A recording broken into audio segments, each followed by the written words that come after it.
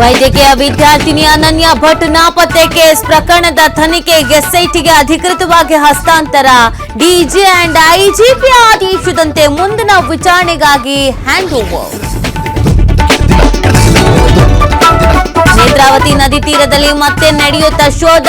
FSL ವರದಿಯ ಆಧಾರದಲ್ಲಿ ಕಾರ್ಯಾಚರಣೆ ಕುರಿತು ಚಿಂತನೆ. ಮತ್ತಷ್ಟು ಜಾಗ ತೋರಿಸ್ತೇನೆ ಎಂದು ಪಟ್ಟು ಹಿಡಿದ ದೂರುದಾರ. ಒಂದೇ ಕಲ್ಲಿಗೆ ಎರಡು ಹಕ್ಕಿ ಹೊಡೆದ್ರ ಸಿದ್ದರಾಮಯ್ಯ. ಒಳ ಮೀಸಲು ಕಲ್ಪಿಸಿ ದಲಿತರನ್ನ ಸೆಳೆಯುವಲ್ಲಿ ಸಿಎಂ ಯಶಸ್ವಿ.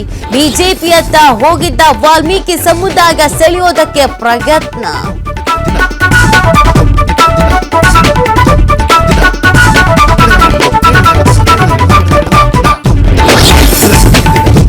ಘಟಪ್ರಭಾ ನದಿ ತಟದಲ್ಲಿ ಮುಂದುವರೆದ ಪ್ರವಾಹದ ಪರಿಸ್ಥಿತಿ. ಬೆಳಗಾವಿಯಲ್ಲಿ ಮನೆಗಳಿಗೆ ನೀರು ನುಗ್ಗಿಯ ಅವಾಂತರ. ಸಾಮಗ್ರಿ ಸಮೇತ ಜನ ಸ್ಥಳಾಂತರ. ಗುಜರಾತ್ನಲ್ಲಿ ಭಾರಿ ಮಳೆಯಿಂದ ಅವಾಂತರ ಸೃಷ್ಟಿ. ದೇವಭೂಮಿ ದ್ವಾರಕಾದಲ್ಲಿ ಜಮೀನು ರಸ್ತೆಗಳು ಜಲಾವೃತ. ಮನೆಯಲ್ಲಿ ಸಿಲುಕಿದ್ದ 4 ಜನರನ್ನ ರಕ್ಷಿಸಿದ ಎನ್ಡಿಆರ್ಎಫ್.